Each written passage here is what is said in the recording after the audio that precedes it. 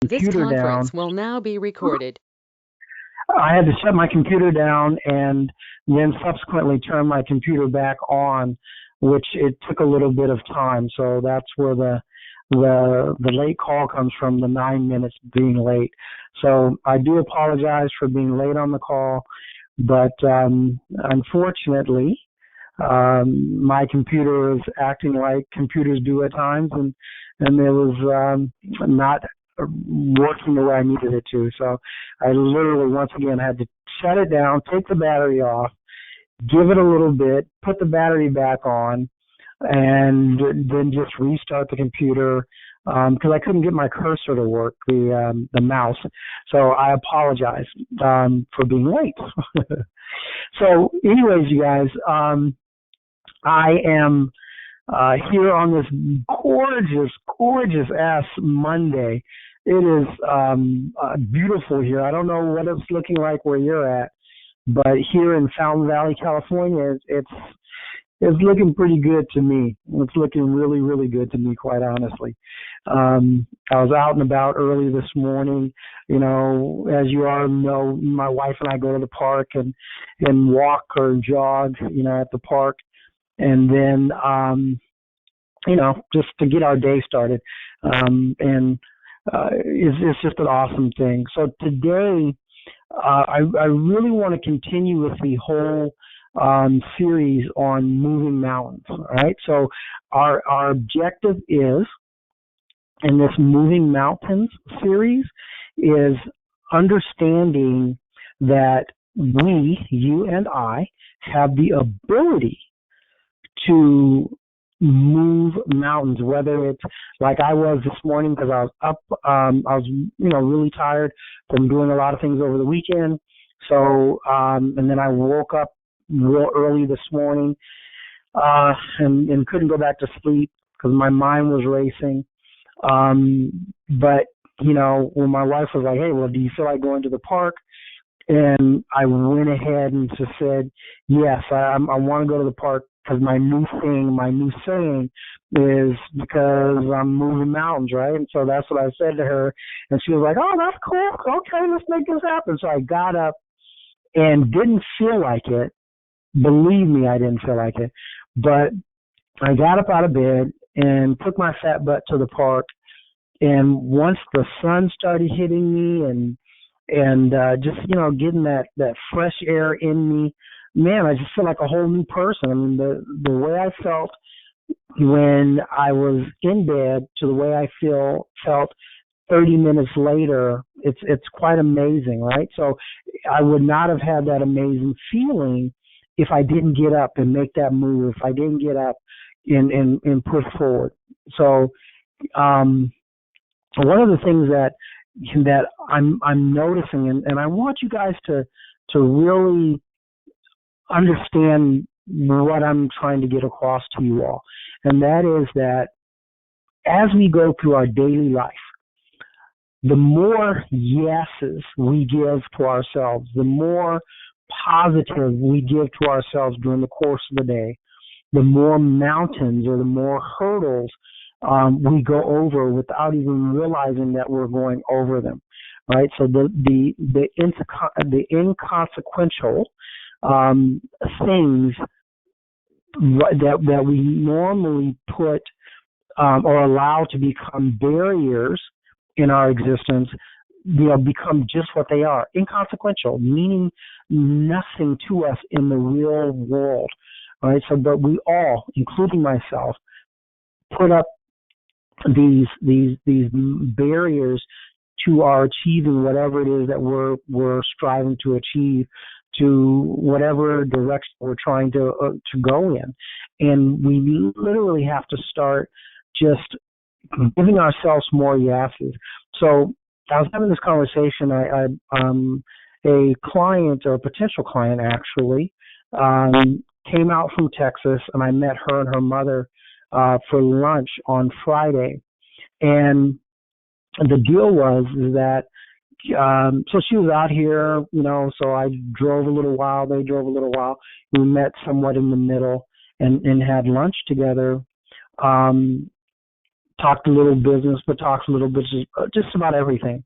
So she's going to spend money with me. I guess she just wanted to meet me, which is not one of my norms. I don't really meet a lot of people, but it was a good thing for me because I'm in the house a lot. So the thing is that by going out and meeting this young lady and her mother, enjoyed myself.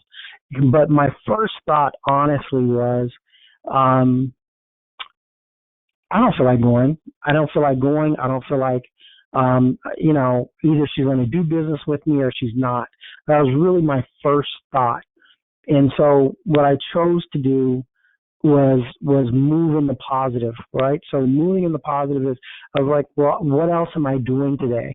I'm doing some work on the computer. I'm doing, some stuff on a couple of our businesses, talking to clients on the phone. None of that would preclude me or stop me from going out and having lunch with this young lady. So I can tell you, after having a 2-hour lunch, I actually like 2.5 hours. We met in Riverside at 11 o'clock, had lunch and conversation, didn't leave there until 1:30. So the point is that because of that, I'm positioned now to make several $1,000s off of this, young lady by working with her. I'm not going to say wouldn't have happened, but it would have been possibly more difficult to get the money that I'm looking for, right, from working with her, from coaching her, from her buying our $5,000 program. It would be a little bit more difficult if I had not just went out and just had lunch and quite honestly enjoyed myself. I really enjoyed myself. And so, she's like, hey, Pascal, on Tuesday, when she gets back she'll be getting back to Texas today. And then on Tuesday, meaning tomorrow, she's going to give me a call and we're going to move forward.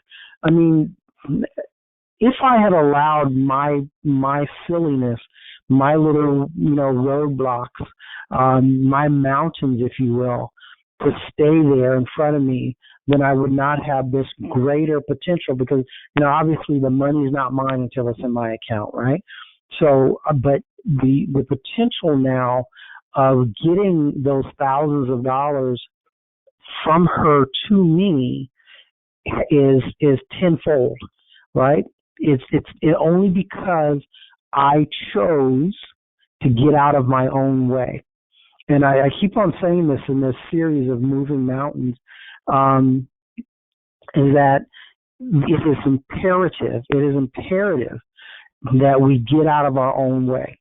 So, this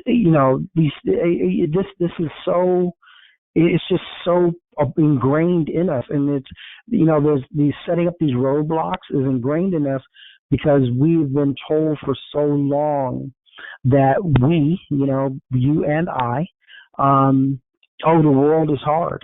Things are difficult. Times are hard. Pick it. I mean, we're told when the economy is good, when the economy is bad. We're told or trained, how we should be thinking. We are trained and told, when to go to bed, when to get up, what's good for you, what's not good for you. All these different things. And what I'm learning, the more I listen to people that know far more than I do, just leaps and bounds. They're so far ahead of me. Is that all of that stuff, all of it is just bullshit that other people have put upon you, right? And within you have absolutely, and I keep on getting this over and over and over again, the more I read, the more I listen to people, over and over and over again, is that you have in you everything that you need right here, right now, to accomplish or do whatever it is that you so desire. And the deal is that you have to start getting out of your own way. You have to start creating this new you, this new persona. You have to start retraining yourself, redeveloping yourself, understanding that you have the potential to do whatever it is that you want to do. And so for me, part of expanding and becoming that person that I so desire to be means that I have to, once again, get out of my own way, right? Move that mountain, get out of my own way. I have to start allowing myself to become that person that I choose to be, or that I say that I want to be. And you, me, everybody else on the planet has that ability to do that. We all have that ability. And one of the things that I keep on, in my research is that it almost doesn't matter what your belief system is. I mean, you could be Buddhist, you could be Christian, you could be you could read the I Ching, you could be pick one, I don't know, Muslim, you could be whatever. It doesn't matter, because all of them, to some degree or another, say very similar things, right? They're all ancient, very old, for me, philosophies, right? So for you, it's your belief system. For me, it's a philosophy of living, and it's just a way of living. And so one of the things for the people that, and you can find this verbiage across the board in some of the oldest religions, some of, Zoroastrianism, pick a religion realistically, and you can find verbiage that's similar to what I'm about to give you. And so this is a verse, right? So this verse is from Psalms chapter 82, verse 6. And I want you guys to look this up, because I don't ever want you to just take what I say and just say, well, Pascal said it, so, it's either true if you believe what I tell you, or it's false. I want you to take what I say and then research it. And there's a couple of reasons for doing that. When you do that, what happens is that it will sink into your subconscious, right? It becomes a part of you more so than anything else you can do. Research and study becomes a part of you, because it goes into your subconscious mind. When you just hear stuff, if there's no emotional attachment to it, then it probably won't become a part of you. It probably won't lock into your mind and become a part of you. So I'm just going to run through this really, really, really quick. And this is just a fraction of it, because I'm not going to spend a lot of time on this. But what I'm telling you is you can find what I'm about to read to you in multiple religious beliefs, the Torah, the Old Testament, New Testament, different variations of it. And so this is from Psalms 82, verse 6, right? And so it says, I said, all of you are gods. All of you are children of the Most High.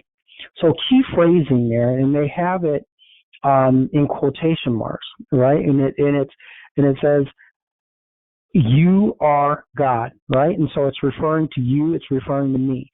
But what happens is, I have found personally in belief systems, in religion, what we are taught is that it's never that stuff.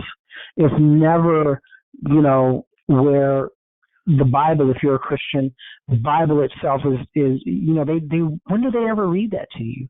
And, chapter and verse telling you that, and this is supposedly God talking, right? So I'm not a biblical scholar, but from what my research, from what I've heard from people who, supposedly are, they're saying that in Psalms that's supposedly God talking, right? So, if this is your belief system, or if you just take it as a philosophy, as a thought process as I do.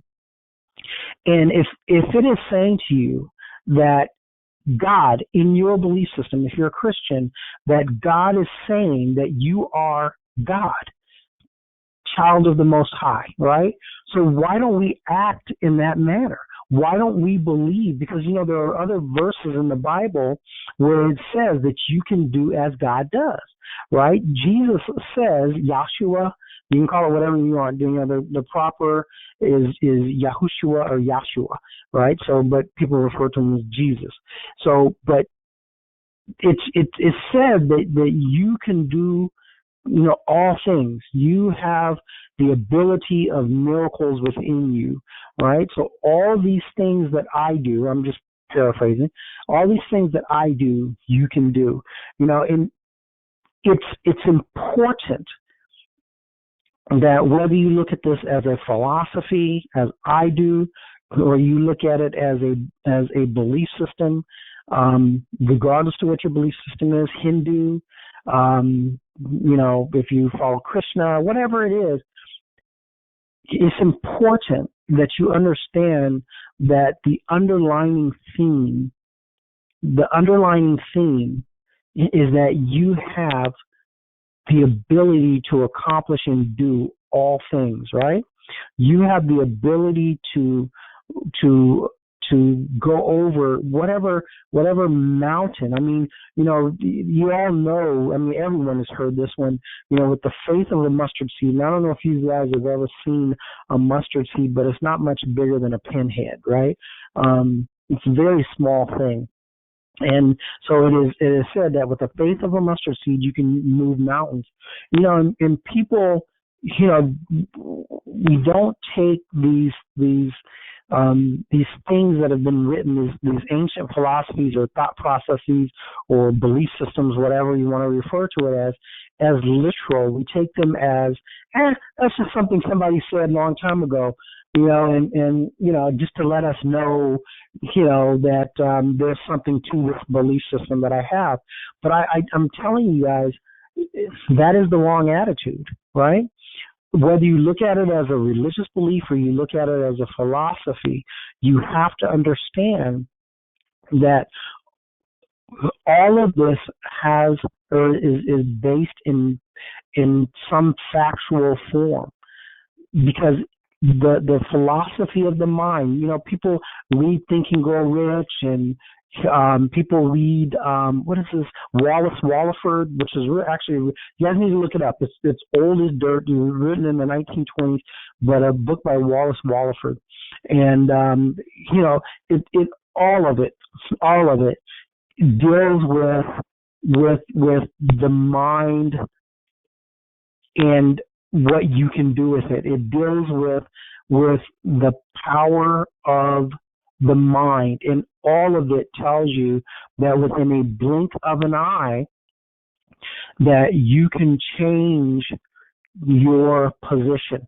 You can literally think to yourself in the matter of a millisecond that I want to go to the left, and then turn to the left and go that direction. Well, it is the exact same thing with every other aspect of our existence. Now, I'm not saying to you that you're going to be able to think and say, I want $1 million or $1 billion or $1 trillion, and it's going to come to you in some blink of an eye or a matter of seconds or something of that nature.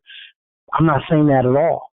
But what I am saying to you is that when you change your thought, when you move in another direction, then that's when you start manifesting, right? So the mind process, and then subsequently creating the physical of whatever it is. And as long as you are moving in that direction and doing what's necessary, then you will eventually create that thing. As long as you have that belief. And I believe this wholeheartedly.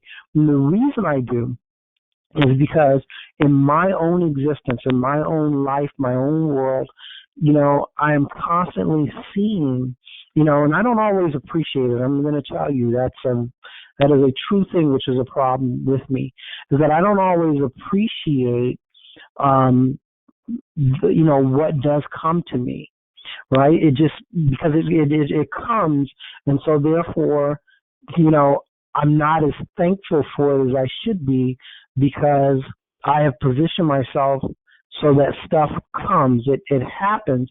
And then, in the beginning, when you're developing whatever it is, so when people, let's say they start a business, let's call it I don't know, you're an accountant or what have you. So you're doing taxes, you're starting off, you're struggling, times are hard, it's hard to get clients. And then over a period of time, you've developed a healthy amount of clients. You've even gotten to the point where, where you are living very well. And you have an abundance of business. You have an abundance of financial growth and reward, right? So what tends to happen with us as human beings is that, the struggle to get to that point was extremely hard. The struggle to get to that point took your concentration. It took your emotional, everything, right? I mean, you literally, moments when you're damn near just broken down, stressed out, crying, just you're at your wit's end, and you're just like, I'm not gonna give up. I'm gonna make this shit work. This is the business I'm in. I'm gonna make it work. And then you get to the point where it's working. Then you get to the point where you're thriving. And the thing is that when we get to the point where it's working and beyond that, right, where it's actually thriving, we forget about the struggle. And so we become comfortable. And when we become comfortable, we no longer respect the fact that we are where we are. We no longer are as grateful for being where we're at, because we just expect it to be. Does that make sense? We expect it to be because that's where we're at. So, before you had a job and it was a good job, I mean, I can't tell you how many people in my life and in my entire life that I've met, including myself. So I'm mainly putting me in this, where I have gotten a job, and before I got the job, I mean, man, I just like, oh my God, if they just give me this job, I could do this, I could do that. I mean, it's like in a state of desperation and panic for that job.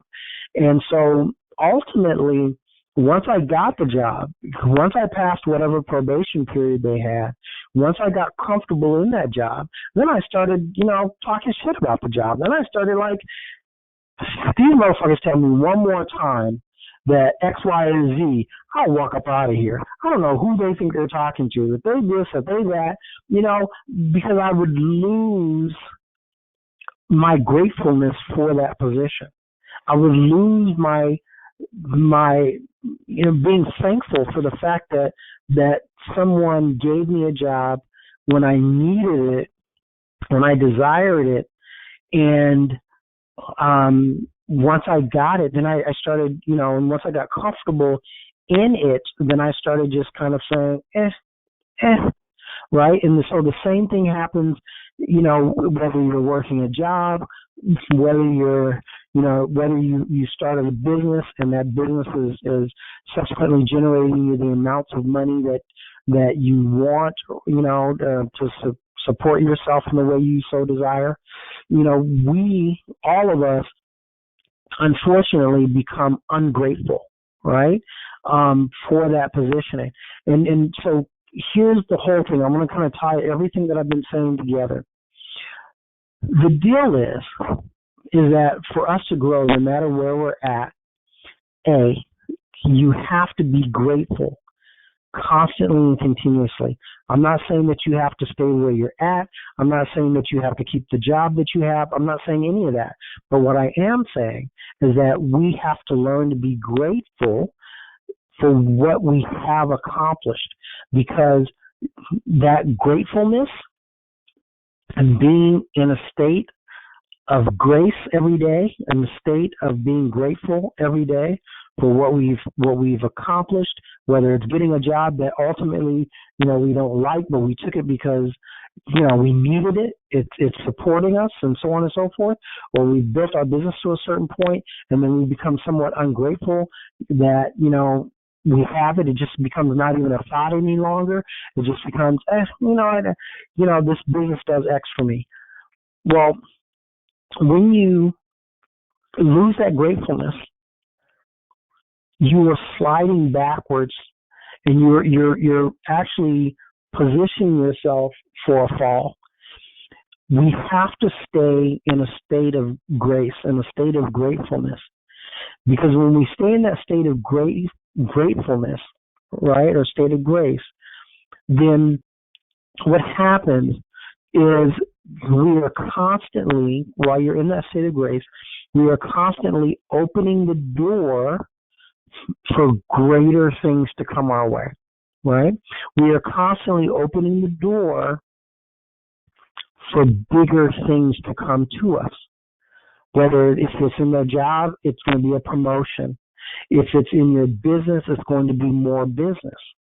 If it's in every aspect of our life, this works. Being in a state of grace, in a state of gratefulness. If you go back to what I was saying in the very beginning, when I read to you, Psalms, right? The thing is that when you understand, and this is not me talking, this is your Bible, right? Where it is saying that you are God, children of the Most High. That you have to be, in order to maintain that, you have to be in a state of grace. You have to be in a state of thankfulness, right? You literally have to bless yourself, so to speak, and understand that your ability to do whatever it is that you so desire stems from that place of grace, from that place of thankfulness. And part of this whole moving mountains thing that we've been talking about, this series that we started last week, Moving Mountains, part of it is the emotional attachment that we have to have in the process of moving and developing us, right? So if you're in a state of grace, in a state of gratefulness, you have to attach an emotional factor to it, because other than that, it's just talk, right? So people pray, or they meditate, or they have these mantras, and it doesn't mean a damn thing. You can mantra your ass off. You can pray your ass off. You can meditate your ass off.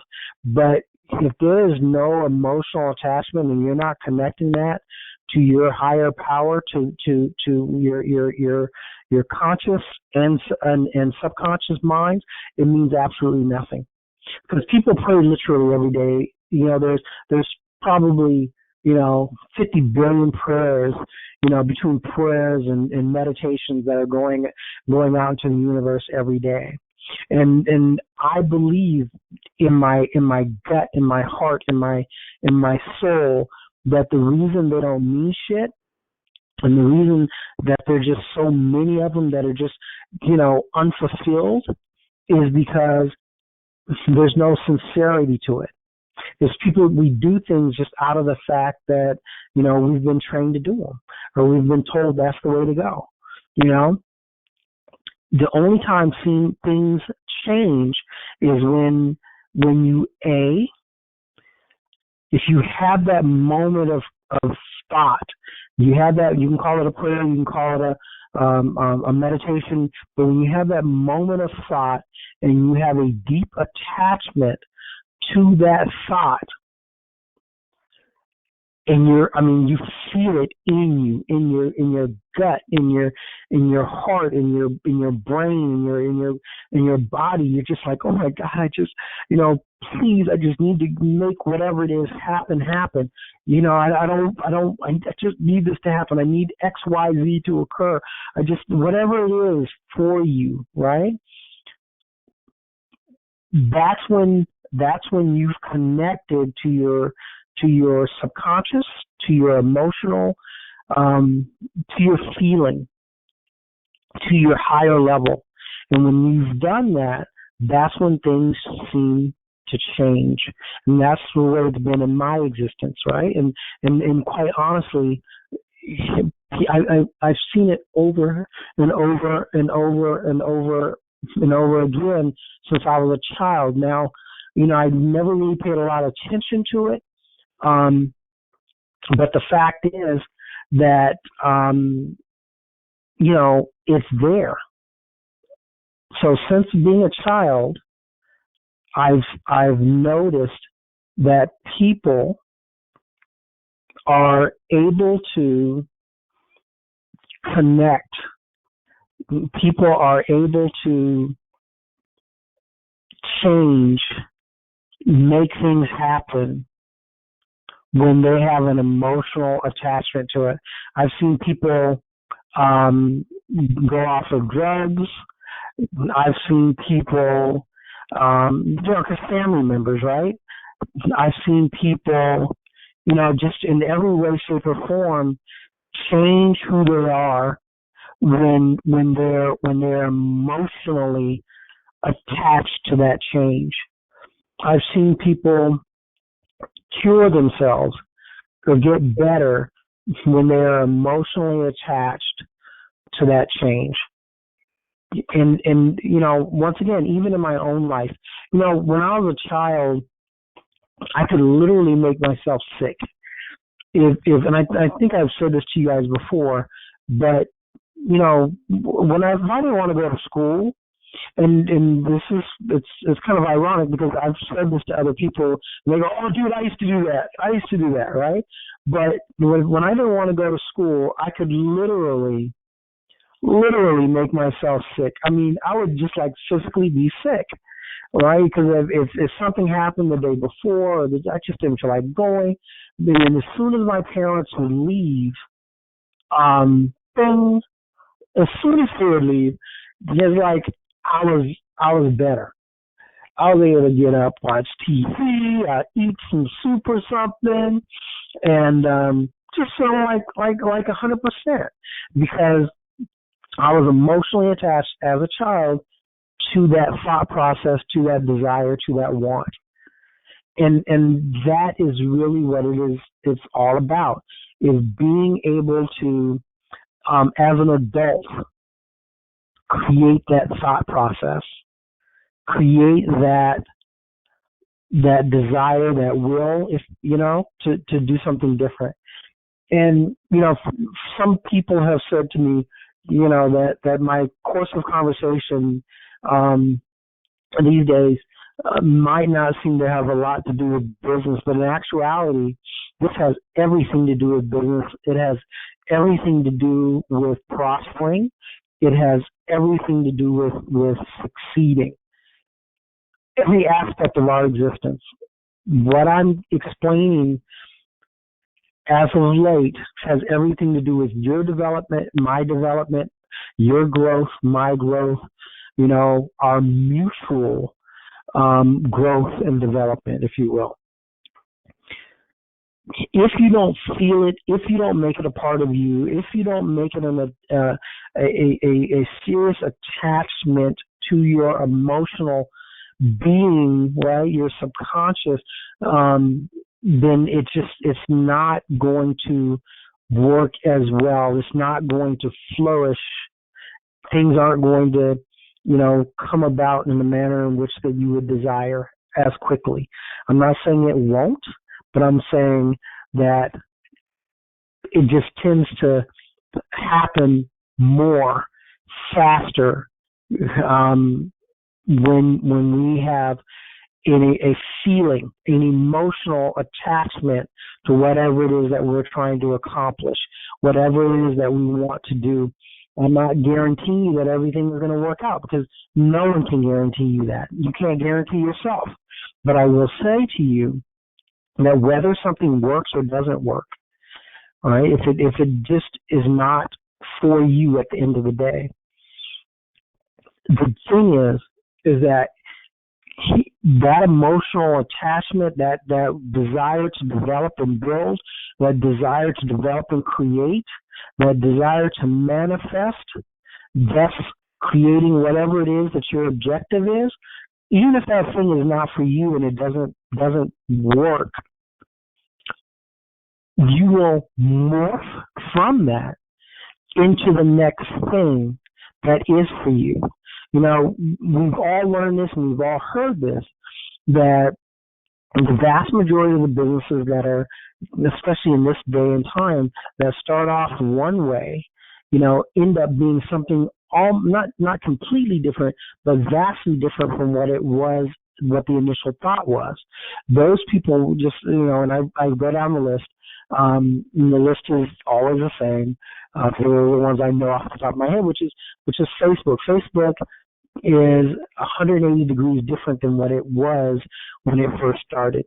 They were just smart enough to make the change, right, as they saw what people wanted and desired.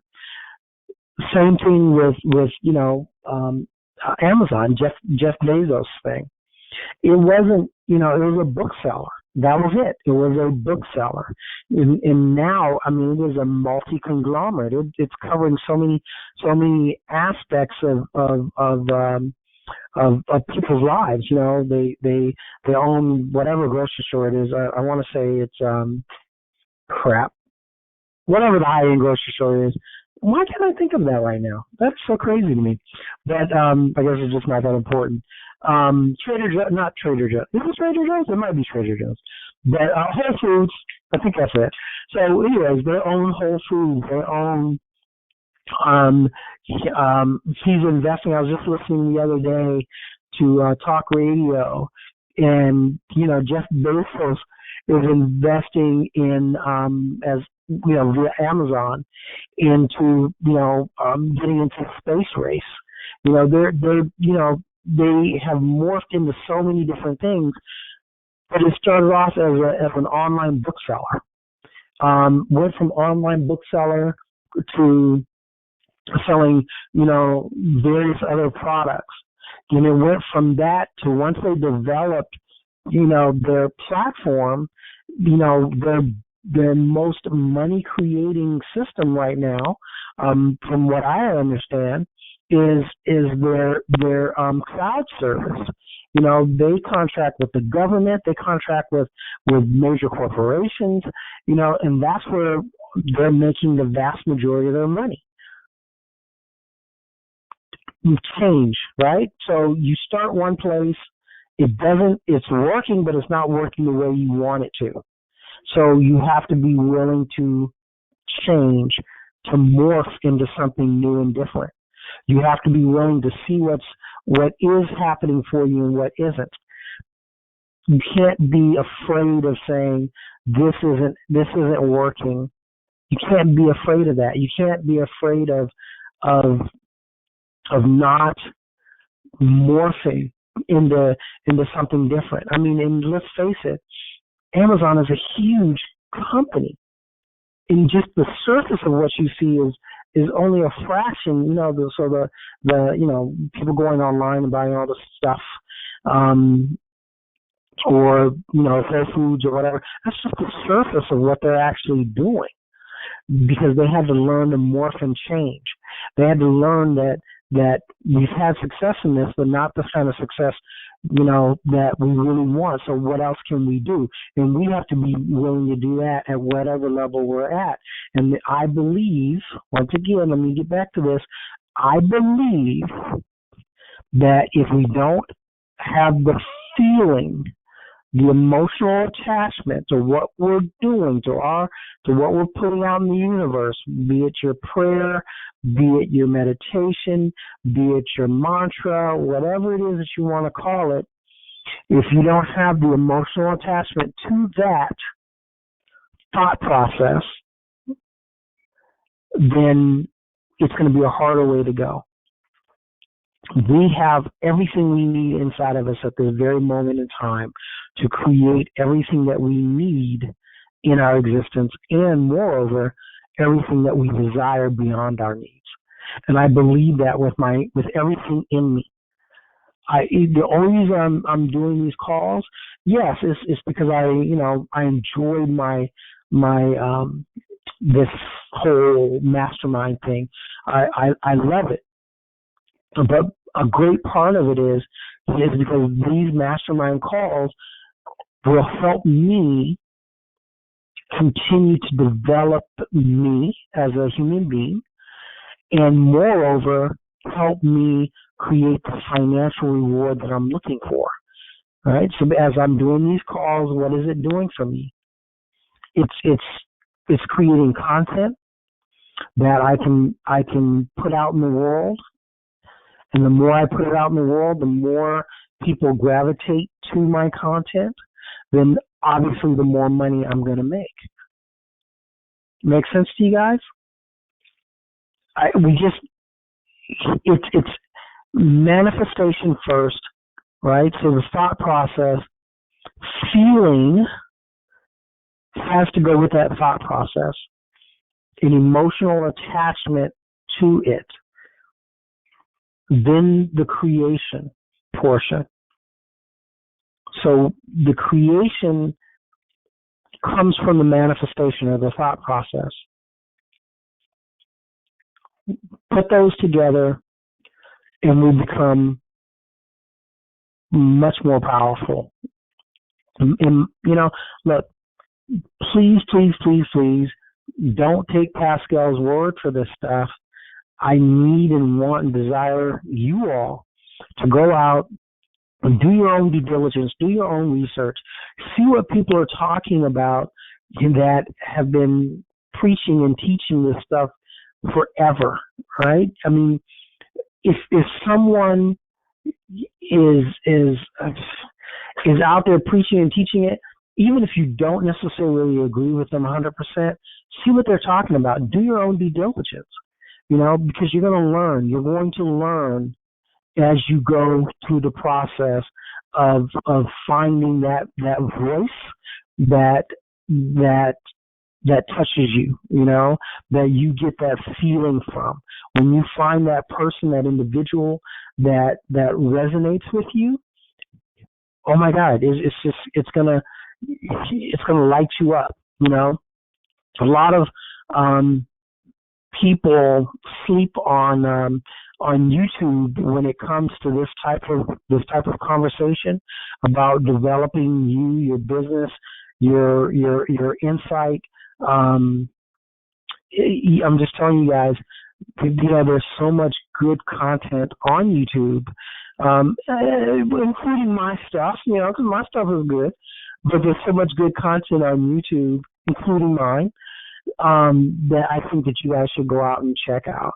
For the more religious people in this that are on this call, check out, old Reverend Ike, man. I'm telling you, you can listen to his old stuff, and you can see and listen to the development in him, the growth in him, as he grew from being a preacher, just teaching the teachings of money and so on and so forth, but how he morphed, if you will, from being a Christian preacher to being a mind science teacher utilizing the Bible. It's quite amazing to see this human being's transition, from where he was at to where he ended up, prior to him passing away. Very, very, his transformation is quite amazing. The information that he was putting out is, especially near the end, the 80s, amazing content. Because when he really got into the mind science stuff, his way of breaking down the Bible is amazing. And for me, but once again, it might not be your thing. I don't know, but I'm just saying I find it to be awesome content. A lot of you guys know I'm not a Christian. I was raised that way, but I'm not. Just to keep it simple, I'm agnostic, but I just tell people I'm atheist because it just gets them off my back real quick. If you tell people, I'm agnostic, and then they go, well, what is that, and this and that, and instead of having to explain all that stuff, I just go, hey, I'm an atheist, please don't talk to me, please.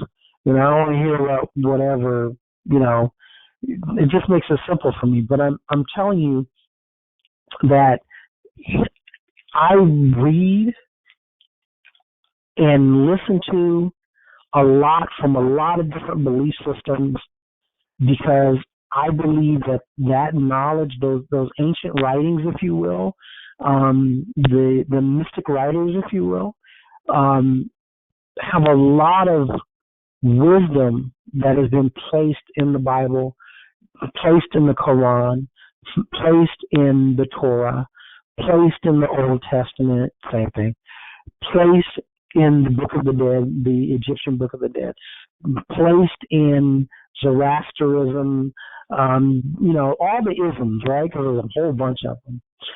The Catholicisms and there's a lot of wisdom in that material.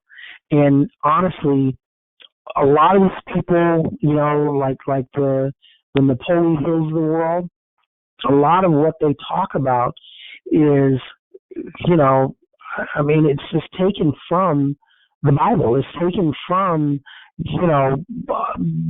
religious belief systems, but they've what's the word I'm looking for? They have taken it and they have they've secularized it, right? They've taken it and they made it more palatable to a secular world as opposed to just giving you, chapter and verse out of, some belief system or another. So that's it. There's so much knowledge out here, you guys, and that knowledge, I believe, can change every aspect of our existence. It can change our health. It can change our happiness. It can change our overall well-being, which it can also change our financial position in this life. So that's it. This moving mountains conversation that we're having, starts off with moving mountains that we run across every day in our daily life. Getting out of bed, as I mentioned last week, getting out of bed when we don't want to. For me, taking my fat ass to the park when I was exhausted and didn't feel like it, but I got up and I went. I moved that mountain, and so therefore, oh my God, I feel so much better. I'm ready for my day.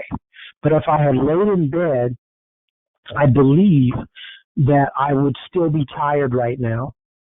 I would still be, very lethargic and just kind of out of it, so to speak. So I'm so happy that I said to myself, no, I'm talking about moving mountains, and I verbalized it to my wife.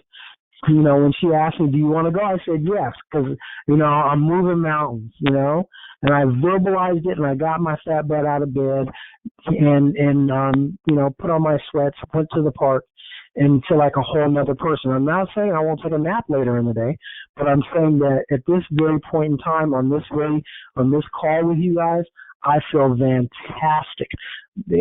I'm just telling you, being out in that sun, just moving and just, moving my body, working my head and my brain, I should say, was awesome. Just like awesome. Plus, my wife, she didn't jog this morning. She walked with me.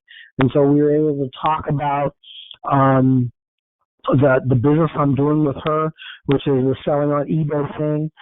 And, we're making plans, making that bigger and better and so on and so forth. But it's literally starts with moving those mountains. Once again, faith is a mustard seed, right? Faith is a mustard seed. You can move a mountain. Yeah, that's I've been hearing that all my life, but no one ever really thinks about the application of that. I know I didn't.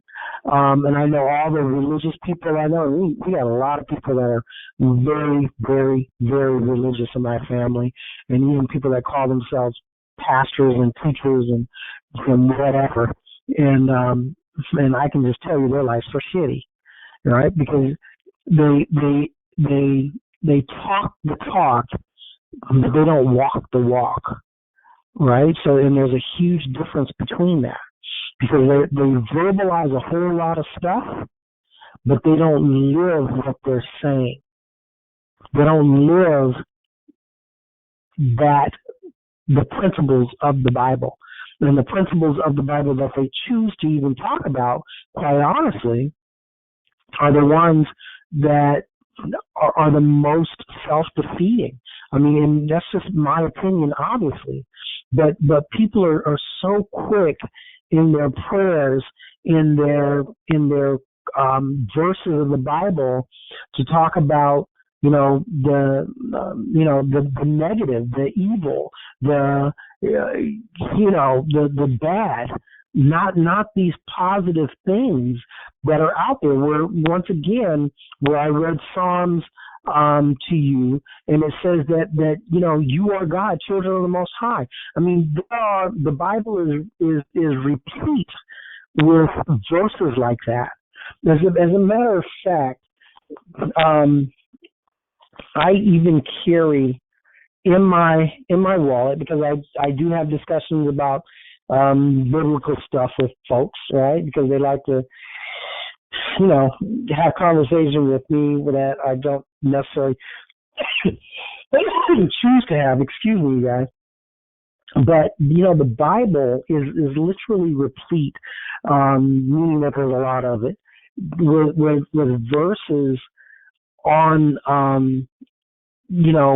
who you are, what you're capable of, and those for whatever reason aren't the things that these people in my family and other people that call themselves pastors, preachers, and whatever else choose to tell people. It's always the damnation stuff. It's always the stupid ass stuff, where they're telling people how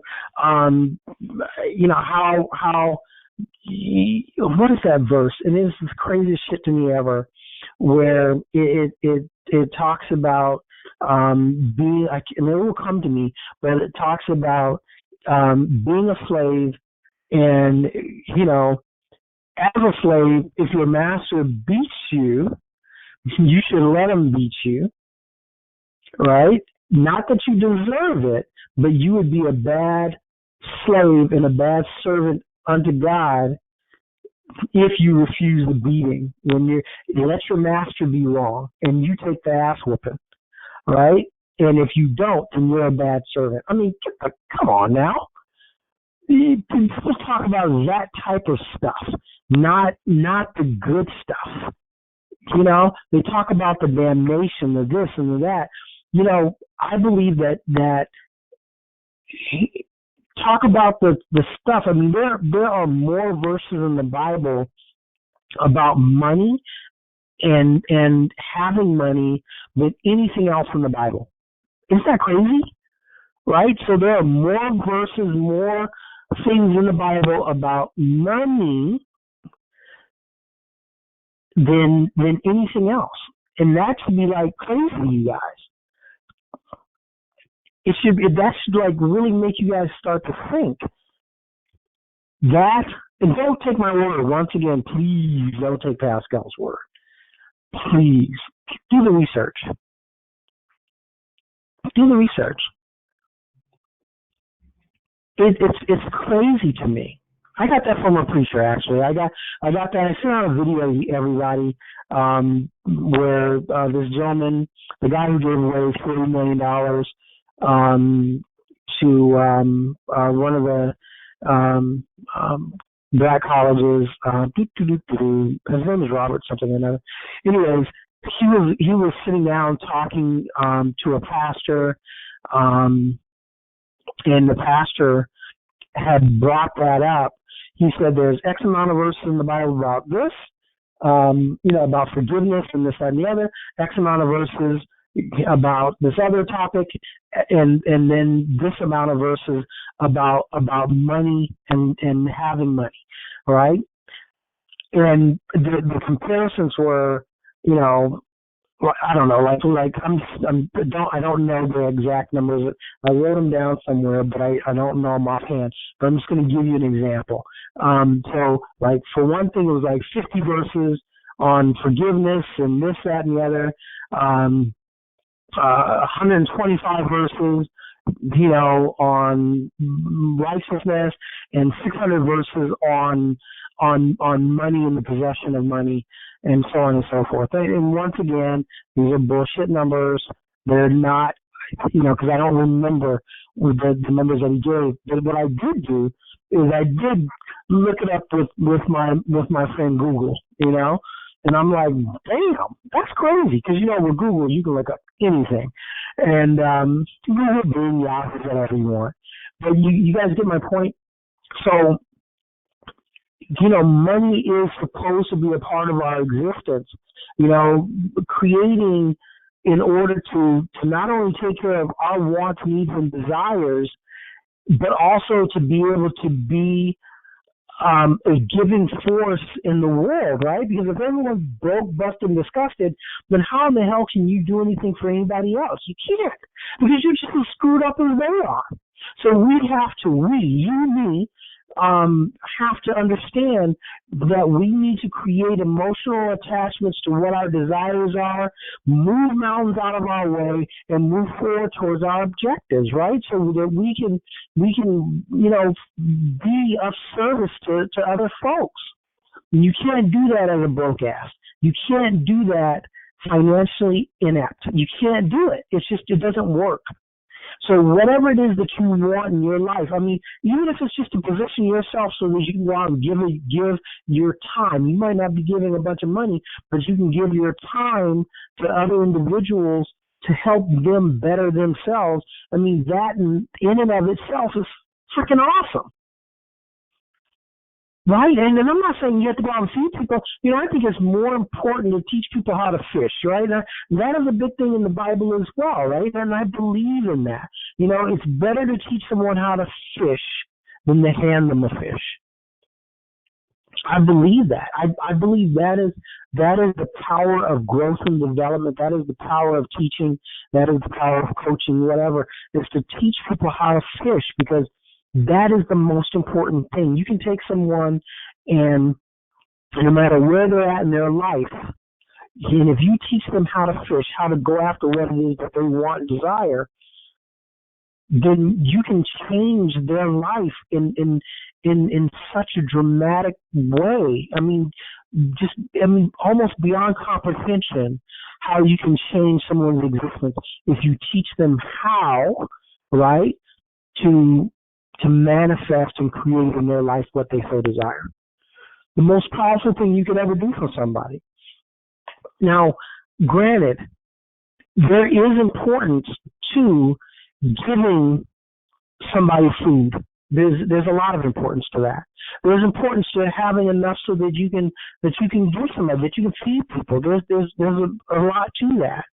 But once you feed them, once you get their belly right, then I think even more important, in my opinion, is to teach that human being how they can continuously put food in their belly, put shelter over their head by teaching them your knowledge. And that's why we're having these masterminds, so that we can teach one another. I know that, and I don't really like doing all the talking, to be perfectly frank. But the importance of all of this is that, in the beginning, I'm doing all this talking, but I want you all to start joining in and sharing your knowledge, your beliefs, your thought processes, because that will help me grow and that'll help other people grow. Because I'm one human being with a certain course and path, right? With certain life experiences, and yours are going to be different than mine because you're a different person than I. And so, with that being said, you're going to have a knowledge base that it's just really different than me. And you're what you would be able to offer to me and to others that come on this Power Mastermind call would be phenomenal, would be wonderful. Because once again, I can't stress this enough, your course and path, your life is so much different than mine. What you've learned, what you've developed in your existence it's just such a wonderful thing to be able to put out. And I get back to it again. You would be able to help people if you started speaking up in these calls, right? Giving your life experiences, giving what you believe. We can start teaching people how to fish as opposed to just feeding their belly one time. So, if anybody has anything to put in the chat or have anything to add or to say, we can do that. I ran 10 minutes over because I was 10 minutes late. So, does anyone have anything they want to add? I do. Good morning on fire. Wow, what a call today. Guess who this is? I know who this is. This is my buddy and my partner, Denise. Woohoo! Oh my God, I'm on fire. Love your call. It just piggybacked. I just got in 11 o'clock last night. I'm still tired. At the Think and Grow Rich tour, as some of you have heard, I'm traveling around with the Think and Grow Rich World Tour. We just got back from Scottsdale. Great resort. Oh, want to go back. But didn't get a chance to really enjoy the resort. But man, so many good nuggets. And you're talking about so many things that they talk, these speakers, they're older and they're just sharing stuff. They're just giving us stuff. And so later on today, I'm going to share some of this stuff as I normally do when I get back to let you know we're at the Think and Grow Rich first world tour. And that was amazing. And you spoke on that as well. But I'm going to say this real quick because I've got to get to a client, and I know everybody's been on the call for a while. So what a man, and we're talking about mankind, what a man can conceive, most importantly, believe it can achieve. And so what does it cost you? What does it cost you to believe? Absolutely nothing. And when I'm talking about this, I'm talking about myself as well. So this is not a judgment call. This is your belief system.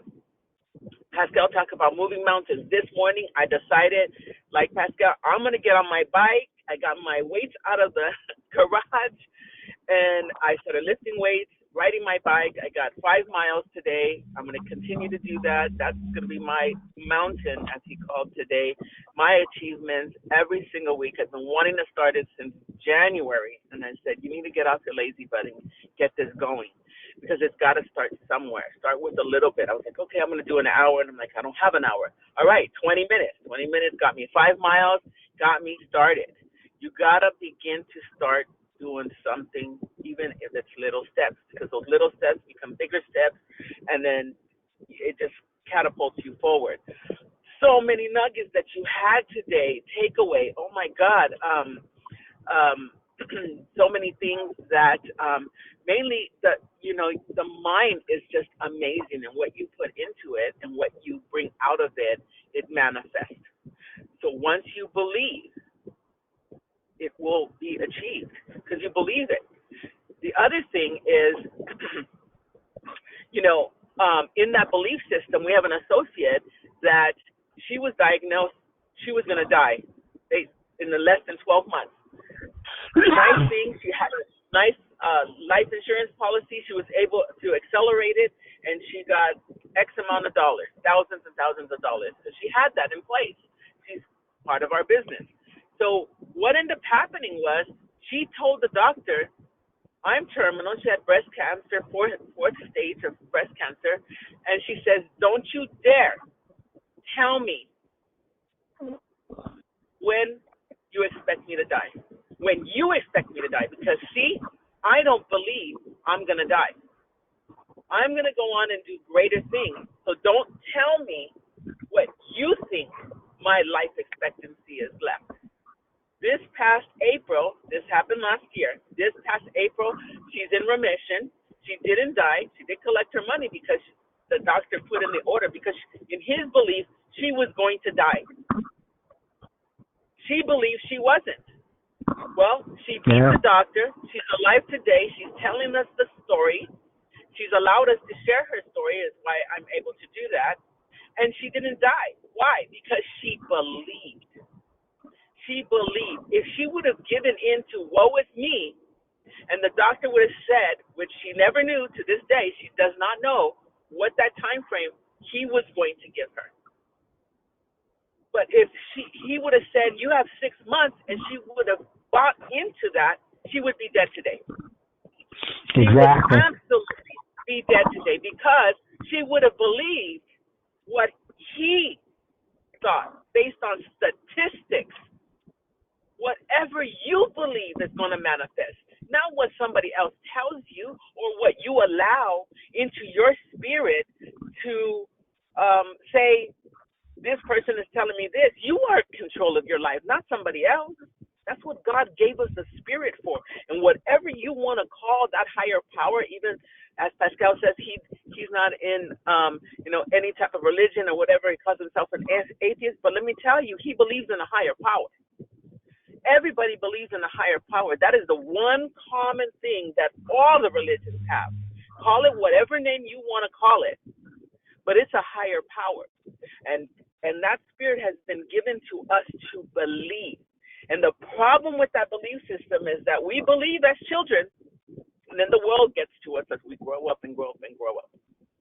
And if we stop and do not allow those negative filters to enter into our mind, and decide today, July 1st, we have 6 months left for this year. July 1st, I am no longer going to allow anybody to tell me or dictate or anything else to me that's negative, that's not going to make anything, what they say, positive in my life. Cut it out. Sometimes that has to be family members. I have 4 siblings. I cut them out of my life. Why? They are negative and toxic, and I'm just not going to allow it. Now, if you want to come back in and be positive, more than happy. But right now, it's not serving me. And I need positive in my life because when you start allowing all that negative to come in, it starts breaking you down. How are you going to tell me how I'm going to look, how I'm going to act, how I'm going to feel, how much money I'm going to make? We allow these things. We go to a job and say, you're worth $15 an hour. I'm worth more than that. You got to believe that you're worthy. God doesn't make almost. He makes utmost. He's our just God. He's our perfect, infinite God. He doesn't make trash. He kicked out Lucifer out of heaven because he was acting a fool. Now, so that applies to those of you who believe in that. That's all our belief systems. But yet, we allow that Lucifer to get into our brains. We allow people in our family to get in our brains. We allow friends that don't pay our bills, don't do anything for us but criticize sometimes. Oh, you can't do that. Oh, you're crazy for doing that. Okay, why? Because they're not able to do it, so they put that on to you. Stop. There are friends we just need to leave off to the side. You can still be friends with them, but stop taking their opinion. Stop taking constructive criticism. Excuse me. Stop taking constructive criticism from people who haven't constructed a damn thing. Stop. As you can tell, I'm passionate. I came off the tour. Now you're speaking of this. I'm going to go to the office tomorrow, and they're going to give me some more. And I'm just, I'm tired. I'm tired of the nonsense. And when I'm speaking of this, I'm speaking to myself as well. And just to say, we just got to start believing in yourself. It takes, and I'm going to probably quote this wrong, but you can look it up as your friend Google, as he said, 1.7 million or billion sperm cells, and you won. Out of all of them, one. Unless you're a twin or a triplet, whatever, you won. You're here for a reason. Don't let this life rob you from other people who don't get it. You are important. You are here for a purpose. Find that purpose. Believe in what you want to do, that you've put your dreams off to the side because people have squashed them. Screw that. Bring it back. Get started. But get started. We have so much at our disposal. It's not like when we were first born in the 70s, 80s, or whatever, 60s, Pascal in the 90s.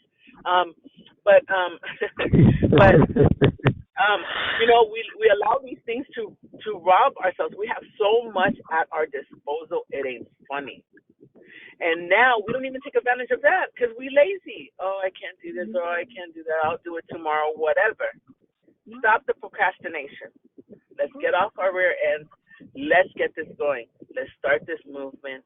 Believe. Think, believe. What a man can conceive, mankind, what a man can conceive and believe, believe, it can achieve. And I'm going to leave you at that. If not, we're going to keep going and going. Oh, I want to say one last thing. Make sure you guys are on this call. Invite people next Monday. Everything I'm going to be sharing with Pascal, he's going to give you 3 nuggets from my Think and Grow Rich tour. We got to pass this on. We got to share this knowledge. We're going to be in Dallas in the next couple of months. We're going to take a break here for a moment. We've got a couple of things going on to catch up on, but get on the next call. He's going to give you a few nuggets in what you can do to increase your business, things that are free, things that are just costing $10 a month, things that are costing like $30 per year that will help you in your business move forward. I'm going to share those things with Pascal. I'm here at my client. I got to go make some money. So you guys have an amazing day. Pascal, thank you so much for these calls every single week. I try to get on them, and if I don't, listen to the recordings. But really, live on the call, you get that message firsthand, and then you can circle back around and hear it again. You're like, oh, yeah, that's right. Take notes. Always be on the call with a notebook and a pen and writing down your notes, because the first thought that comes into your mind may not come again. And it happens to me all the time. I'm like, fine, I'm driving and I can't write it down. But thankfully there's the recording calls. So thank you for recording these and sending them back out to us. They're so important. As you can tell, I'm on fire again. I'm ready to go. And really, really appreciate this call today. I'm a little tired, but I'll catch up with you in a couple of hours, and go ahead and end your call, and don't forget to give out your number. Thank you. I won't. Okay, everybody, that's the end of the call, and I see Dr. B, you're on the phone, and I really appreciate you coming on the call as well. You're always on the call. So that's it. That's all. And if no one else has anything to add or say, we're going to get off this call. Thank you guys once again for coming on the call. And if you guys want to reach out to me, you can always do so, 951-515-4728. And I really appreciate everybody coming on the call. It's growing, and And, I really believe that you guys are getting something out of it, or else you wouldn't be on the call. So thank you so much. And like Denise said, if you know somebody that you think would enjoy coming on the call, please, please, please add them. Ask them, tell them to go to PowerMondayMasterminds.com, sign up for the call. Or you can even just, when you get the email link sent to you, you can just, send them the link. Just email it over to them. And that's it. Thank you guys so much. I'm serious biz. I really appreciate you all being on the call, and more than you can imagine. Thank you. Thank you very much. We'll talk next week. Thank you.